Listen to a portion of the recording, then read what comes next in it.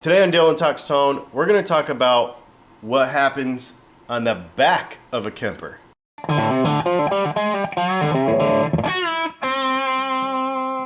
So there's lots of videos on the internet that talk all about the controls on the Kemper and all the buttons and everything that it does. But a lot of the power that this thing has is the connectivity that it has on the back that allows you to do all kinds of cool stuff that you can't do with other types of amps. So I've never seen a video that really talks about what's back here. So let me show you. All right, so let's check the back of this thing out.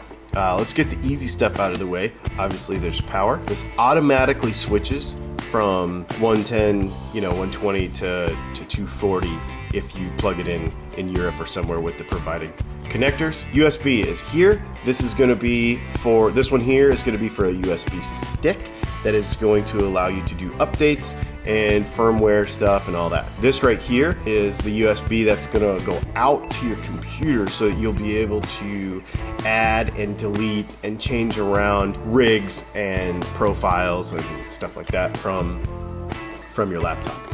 This looks like a Cat5 cable and it says network, but it's actually just the plug for your Kemper remote is a Cat5 cable. The switch pedal thing here is pretty cool because these are 1/4 inch TRSs that allow you to be able to set up like a expression pedal and assign it like wah or a volume or to be able to change delay times and all that kind of stuff. The cool thing, if you have the remote also, if you notice these are labeled 1 and 2, well on the back side of the remote, there's also 3, 4, 5, and 6. So you could actually do 6 different expression pedals. You might think that's sort of stupid, but these also can do single and double function switches. So you could have a tap tempo single function. You could have a dual function like toggle up and down through rigs with this as well. So if you didn't have the Kemper remote, although I'm going to tell you, if you get one of these things, go all in and get the Kemper remote. I know it's $500, but it is worth it. Super worth it. Midi, pretty self-explanatory, in, out, and through.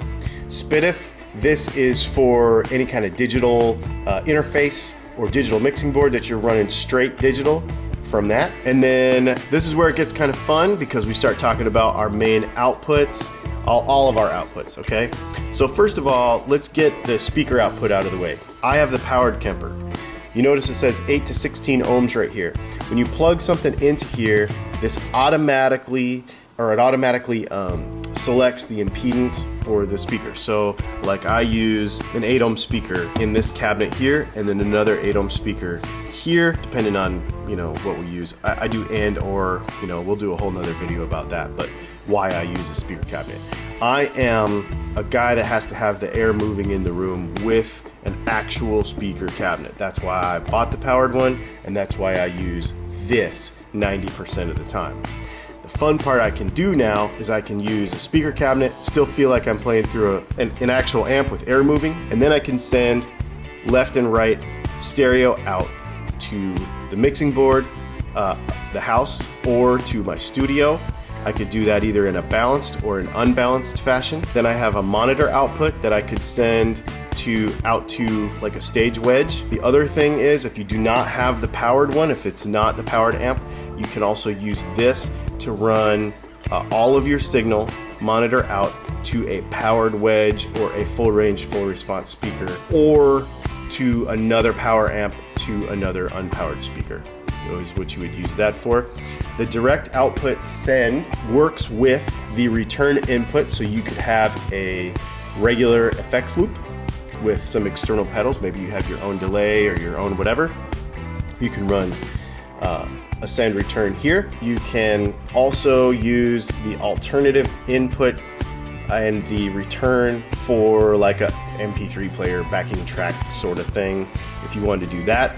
The alternative input can also be used for another way to plug your guitar in, like if this thing is going to be in a rack, like especially if you have the rack system one and you're hooking everything up from the back, you can use it for that. The other thing that the send and the return and the alternative input is used for is for making profiles. So if you profile an amplifier with this thing, we'll talk more about that later and we'll be able to use that here.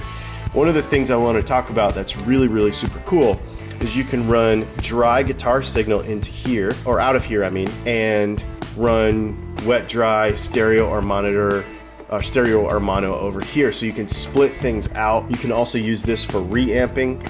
There's a lot of connectivity stuff. Once we flip this around and start talking about the front, and I know lots of people have already talked about the front, but this is where you make the connections, because you can go direct out of here with just your delays, just your effects, and then have dry signal over here. There's all kinds of fun stuff that you can do with how you route from the front, how your signal comes out of here.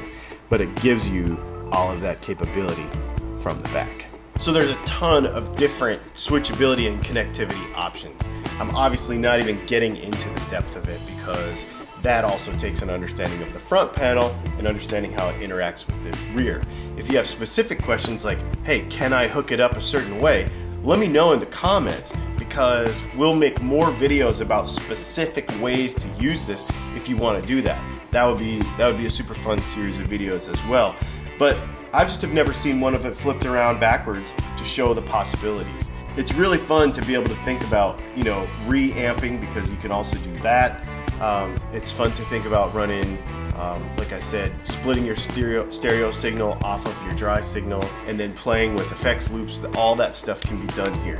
So there's a lot more that can be done, and like I said, ask about it, and I'm going to start shooting some more videos about specific things that we can accomplish. My name is Dylan. This is Dylan Talks Tone. Definitely do me a favor and hit the subscribe button, hit the like button, share button, all that kind of stuff, and we will talk to you very soon.